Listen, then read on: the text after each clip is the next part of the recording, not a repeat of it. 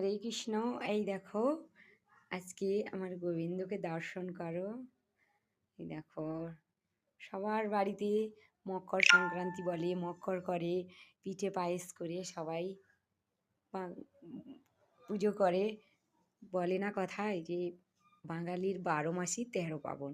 আমার কিন্তু সব পার্বণ আমার রাধারানীর কাছে। এই দেখো, আমার রাধারানীর ভোগে আজকে মক্কর হয়েছে। দেখেছ, মক্কর হয়েছে। এই দুধ দুধ দিয়ে, এই ফল দিয়ে, গুড় দিয়ে রাধারানীর মক্কর হয়েছে। আজকে রাধারানীর মক্করের ভোগ হয়েছে। ভোগ দর্শন করো। আর কার বাড়িতে মক্কর হয়েছে অবশ্যই কমেন্ট করে বলবে।